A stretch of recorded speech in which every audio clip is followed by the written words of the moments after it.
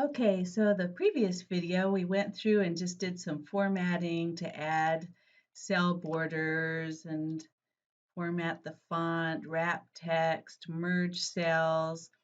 This time through, this is going to be an example grade spreadsheet. And what I want to do is just fill in some random numbers for the grades in here. Just to play around with some of the functions we're going to be using, I'm going to go ahead and create a new sheet. There's a little plus sign down here.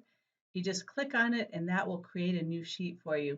Another thing you can do if you want to just play around with something is right click and you can move or copy existing sheets. So create a copy and then maybe move it to the end. And that way you have something that you can go back to, that if you mess up one version of it, you have another version of it, or save multiple copies of the same file under different names. That's another thing you can do. You'll notice that when I created a new sheet, it just says sheet 1 on it. I can double click on that and give it a new name. So I'll call this just my test scribble sheet. So I'm just going to try out some functions, see how they work over here. Okay, so to fill in just some random grades, we're going to go through a couple of different functions here. One is rand between, and another one will actually create normally distributed random values to fill it in. So those are some neat little functions. To calculate anything in Excel, we're just going to start with an equal sign. If I hit equals 2 plus 2, I can use this thing just like I use a calculator. One of the neat things, oh, another thing, if you go up here to formulas, show formulas, you can see that formula that was in here. Unclick it, or if I double click on the cell, I can see the formula in here. And then up here, it will show what's going on in that formula too.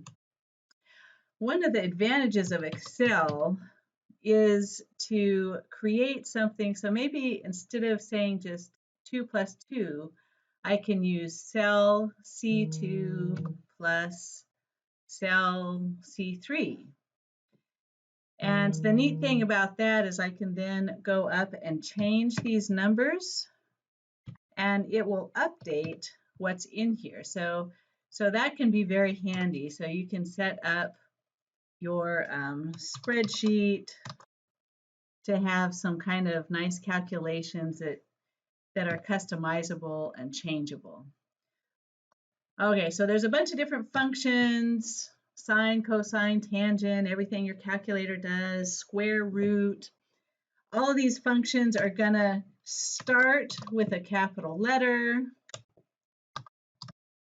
You have functions within functions. So they're gonna start with a capital letter, and then whatever information that function needs, you're gonna put inside of the parentheses. So for example, if I want to find sine of 30 degrees, Excel uses radians, so I'm going to have to change that 30 into radians. So this is kind of a function within a function here.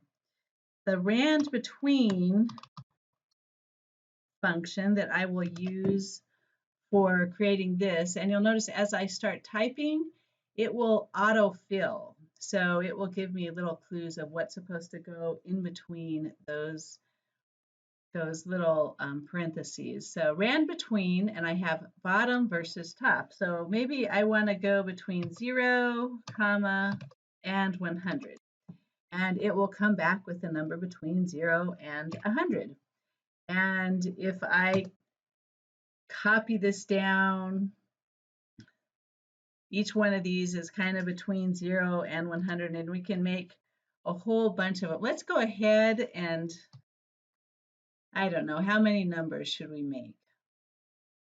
Pull this down to like 100 numbers or something. Once you get one column sized, there's some copy and paste tricks that you can do to copy equations down. So now that I have this column on the left, I can actually double click on the lower right hand corner here and it will autofill that column all the way down until it doesn't see anything. And just to get a feel for the types of numbers this random number generator is giving us, I'm going to go ahead and highlight this column, and let's go ahead and insert a graph so that we can see what kind of distribution we're dealing with here. So under insert, and this is where all of our graphs are. If you don't know where to look, start with the recommended charts and it'll kind of see what you have highlighted and take a guess. The histogram tools are hidden right in here. And it would probably be a good practice to go through all of these different graph types just to see what's on here. So I'll go ahead and add that chart. And this is, I'm covering up my data. So if I click on the chart, you notice it highlights the data that is attached to this chart. And up here on the right-hand side, there's some formatting features. So if I click on the plus sign, this will allow me to add axis titles, grid lines, legends, all of that good stuff. And anything on here, like if I want to change my chart title, I'll call this maybe Rand Between. So this is a histogram of what our rand between function is giving us. And it's actually a little bit of a Gaussian distribution, but a little bit different. The paint feature, so this gives us some other formatting options. Maybe we want to put the numbers on here. And again, anything you want to change. So for instance, maybe I want a different bin size for my histogram. So if I go ahead and click on the numbers in the x-axis here, I can change my bin width. Maybe I want a width of just 10, right? And maybe I want to make sure what my number format is for what's showing up on the chart here. Or I can say the number of bins. Maybe I want 8 bins or something. So yeah, for all of these graphs, just click on things and experiment with the formatting. This is kind of our scribble sheet to just try a few things out. Okay, so that's, random numbers between 0 and 100, but what we want to see is more of a normal or Gaussian distribution, which is what you typically see in a class with grades. So rather than just random numbers, let's go ahead and explore a different function, which is, so let me start this up over here. It is equals NOR for normal distribution, and I'm going to give it a minimum value. And if you see what it's going to want for this one, some kind of a probability. And I'm going to actually use a random number for that probability, and then we'll have to feed it the mean of the distribution as well as the standard deviation, so kind of the width of the distribution.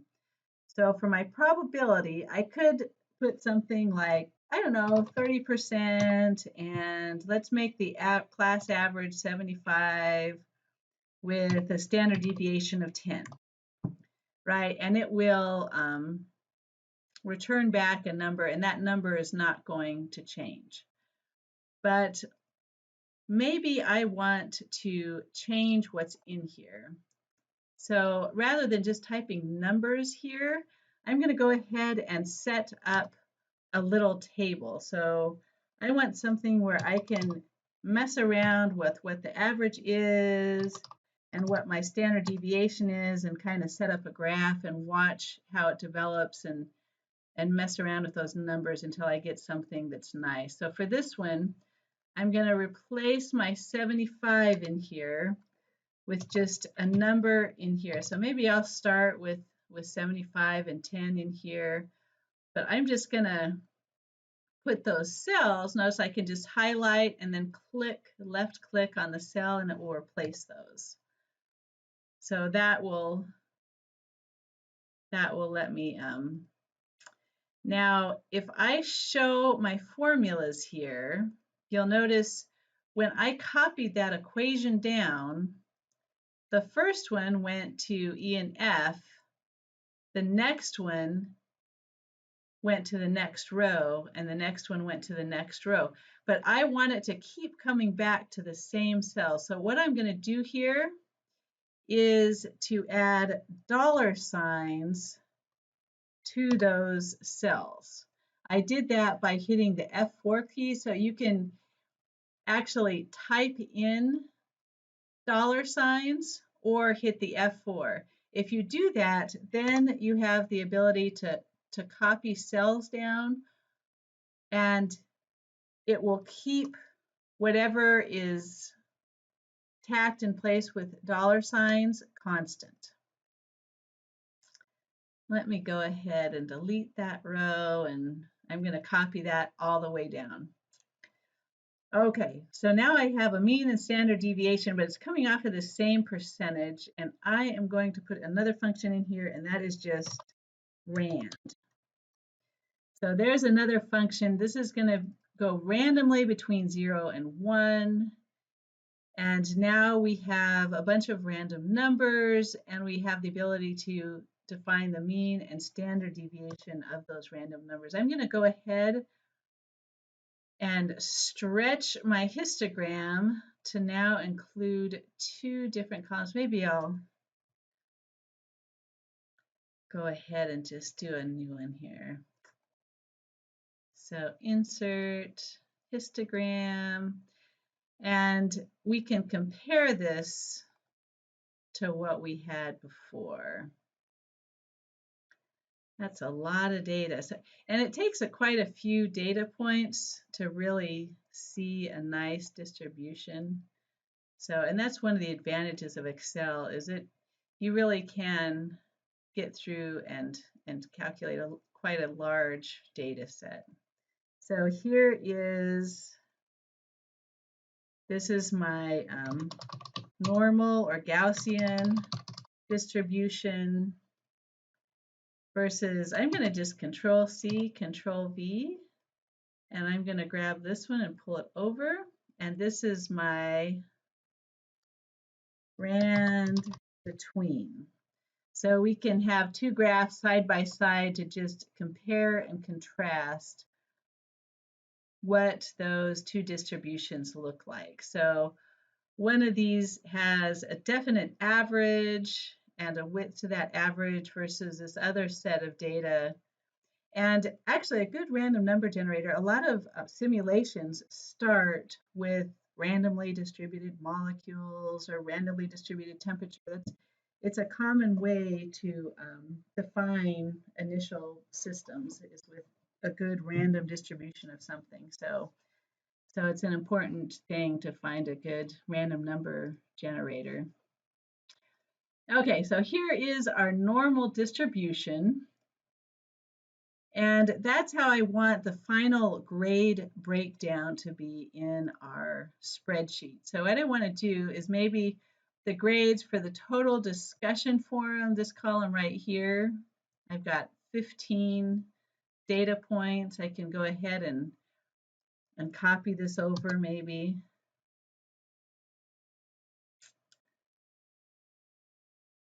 I'll insert another row here.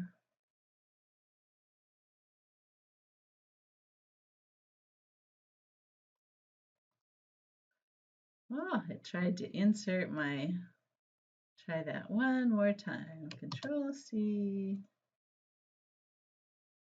Control V. Okay, you'll notice anytime I do anything here, all of the numbers change. So what I want in my spreadsheet is not numbers that are continually changing. I want something that's just constant. So what I'll do here is I'm just going to go ahead and grab this first chunk, Control C. So Control C will copy it, or you can right click and copy it. And then over here on my starter spreadsheet, there's actually several different ways to paste this out. So you can either go through the paste options here, or another way is if you say Control Alt B. So if you add that little Alt in there, then it comes up with a menu for a bunch of different ways. So I can copy everything, formatting, equations, numbers, or I can just do the values and not copy the format. I don't want to get rid of my blue background here, and I just want numbers. So I'm going to go ahead and paste as a special, Control-Alt-V, as just values. And if I double click on this cell, there's a huge number in there. I only have it showing to 2 significant figures. You can change your number formatting over here. So if I go to number, and I can add or decrease the significant figures on this thing. So here's more number formats. You can walk through all of these different formatting features in here. So yeah, and even though it's only showing 2 decimal places, within the program itself, it actually has a much higher number of significant figures that it's holding. So you don't have to worry that it's losing data by just setting what's displayed here. Let's see what the average would be for this one, equals average. So there's another nice little function that is very often used. So we're going to take the average and just highlight. I'm pushing down on my left mouse button to select that. Average of 75. Is that a good class average? Let's see, do we have any having an A in here? Maybe we want at least a couple of A's. And we have a B. This is where maybe we're going to count the number of A's, count the number of B's, because we want kind of a good distribution before we add in the rest of them. We want all of these grades to average to create a total grade that would give us a nice, kind of a nice class average here.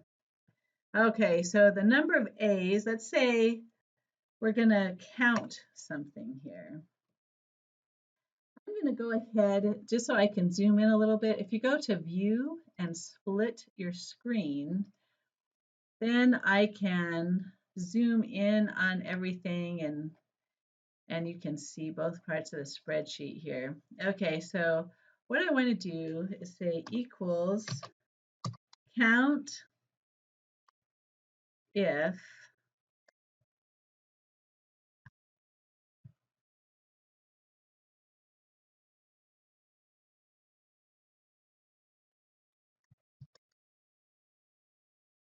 and range will be the total range here. So that's my range, and then criteria will be larger than 90 degrees. So that would be count all the A's. If I change one of these to 90, oh, it has to be larger than 90. So it has to be 91. There we go. So now it says I have 1A. Okay, for B, if I start up that count command again, but I don't want just larger than 80. I want 2 conditions. I want it to be larger than 80 and less than 90. So I'm actually going to add an S onto there. I have more than one condition, more than one if statement.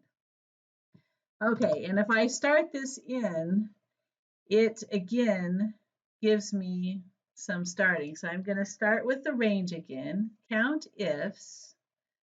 So here's my range, count ifs, and we're going to do larger than 80,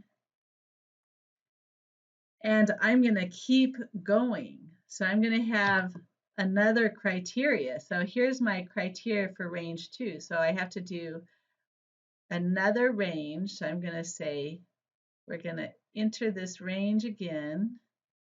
So I want this range to not just be larger than 80. I also want it to be less than 90. Sorry, I'm typing in the top part. Okay, so you see what happened here? So here's my first condition, and here's my second condition.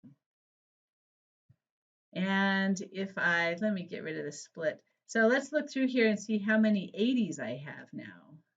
So I've got 86, there's one. There's another one, 86, I just count 2. If you're doing something similar for C's and D's and F's, maybe do A, B, C, D, F, and then we'll do high and low. Okay, anytime you do something similar, we're going to copy it. Now, if I just drag it, it's going to mess up all of my cell ranges. So I'm going to actually Control C and Control V it. That will keep the same range from before, and then I'll just double click it. And instead of 80 to 90, I'm going to make this 70 to 80. So that'll be good. So there's 70 to 80. And then for D, will instead of 70, 80 be 60 to 70. And for F's, maybe for F's, it'll just be equals count if, and I'll make something that is less than 60, right? So if I'm less than 60, we'll call that count if. Make sure I spelled that right. Okay, there we go, count if. Okay, so this distribution, quite a lot of C's, 2 B's, 2 D's, 1 A, 1 F. So it's definitely a nice normal distribution, but it would be nicer if it was more spread out. And for our data generation, what that has to do with is our standard deviation. So standard deviation controls kind of how tight that distribution is. So I'm going to go ahead and change this from 10 to 15. Generate a new data set and see how that looks. So I'm going to go ahead and say, let's see, I'll Control C. And then remember that trick over here. So I'm going to go ahead and say Control Alt B and paste just as values. So I have just one solid data set. Oh, that gave us something over 100. Somebody got extra credit. So now we have B, A, C, D, F. That might be good. Yeah, have a class with average of B's, a few A's, a few C's, and then at the very end, we can maybe go through this and add a curve to these grades. So I'll maybe leave that as a homework exercise to figure out how you could change all these equations to add a curve to the class. One thing, maybe we want to see who got the top score in class. So for our high score, there is another function for that. I'm going to put in equals max, and it wants a number range. So I'm going to find the max of this column. It takes a little bit of time to get used to what to type in. Here's min. I want to find the low range. But once you see these, they have pretty straightforward names. So max gives you the maximum, minimum gives you the minimum. So the grades range from high to low, and this is the number of ABCs. Let's just go ahead and, so that's a pretty good kind of a graph right on there, right? So that's pretty decent. That's not too bad. Okay, that is the final grade we want. Just to make it look more like a spreadsheet, let's go ahead and fill in some random grades. If I want a bunch of random numbers that all add to an average of around 50, how could I do that? So this time around, let's come back to our rand between. I don't even have to finish typing it. I can just kind of double click on that little help it's trying to give me. And for the bottom versus the top, what should I make it to get this kind of a distribution? So maybe I should make it 50 minus 20. And then for the top, I could create something that was 50 plus 20. And then if I'm going to copy this across, remember, I want to keep that first cell constant. So F4, I'm hitting the F4 key, and that adds dollar signs in there. Or you can just type in a dollar sign. And that way I can drag this equation over, and it's using the same numbers at the end as it is using at the beginning. So that should give me kind of a grade spreadsheet where all of my grades should add up to an average of this kind of nice normal distribution. Now, it won't be exact. Let me go ahead. I'm going to kind of mess around with this a little bit more. I'm going to add one more spreadsheet in, and I'm actually going to call this my total discussion forum column. And let's go ahead. So this was my random number. I'm going to go ahead and see the average. Is this the correct method to use to find what all of my discussion forum grades add together to? Should I do the average, or should I say equals, add them all up, sum, and then divide by, it looks like we have 15 weeks in the semester. Would I get the same number if I did that? Let me do up here at the same row so we can compare. So sum divided by 15. Okay, so see how these two numbers are the same? Sometimes it is good when you're first using a function to make sure that you understand what equation goes behind that function, because there's mean, mode, average. You want to make sure that when you type in average, what it's doing is adding everything together and dividing by the number of points. So you can kind of calculate that a couple different ways and make sure that function is doing what you want it to do. Okay, so here we go. We're going to copy this down.